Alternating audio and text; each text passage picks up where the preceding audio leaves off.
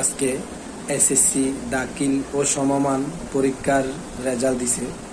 অনেকে ভালো রেজাল্ট করছে, আবার অনেকে পয়েন্ট কম পাইছে, আবার অনেকে অকৃতকার্য হয়েছে।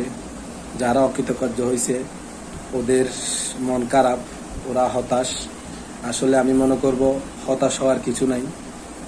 আপনারা মিলাই নিয়েন, যারা আজকের পয়েন্ট কম পাইছে বা অকৃতকার্য হয়েছে ওরাই দেশের উদ্যোক্তা হয়।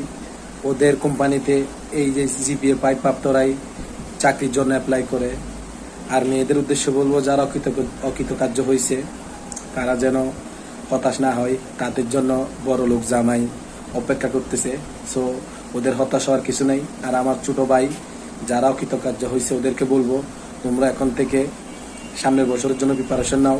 কোনো রকম এসএসসি পাস করে কোনো একটা ভালো একটা দেশে বিদেশে পাড়ি জমাও, টাকা কামাও। দেখবে জিপিএ পাই প্রাপ্তরা তোমার পিছনে সিভি নিয়ে লাইন ধরবে তোমার কোম্পানিতে চাকরি করার জন্য।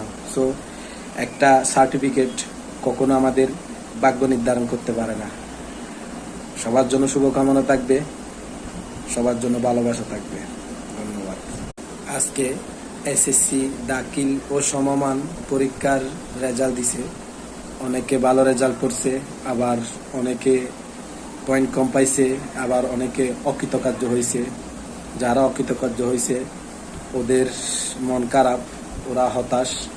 আসলে আমি মনে করব হতাশ হওয়ার কিছু নাই। আপনারা মিলাই নিয়েন, যারা আজকের পয়েন্ট কম পাইছে বা অকৃতকার্য হয়েছে ওরাই দেশের উদ্যোক্তা হয়। ওদের কোম্পানিতে এই যে জিপিএ পাই প্রাপ্তরাই চাকরির জন্য অ্যাপ্লাই করে। আর মেয়েদের উদ্দেশ্যে বলবো, যারা অকৃতকার্য হয়েছে তারা যেন হতাশ না হয়, তাদের জন্য বড় লোক জামাই অপেক্ষা করতেছে। সো ওদের হতাশ হওয়ার কিছু নেই। আর আমার ছোট ভাই যারা অকৃতকার্য হয়েছে ওদেরকে বলবো, তোমরা এখন থেকে সামনের বছরের জন্য প্রিপারেশন নাও।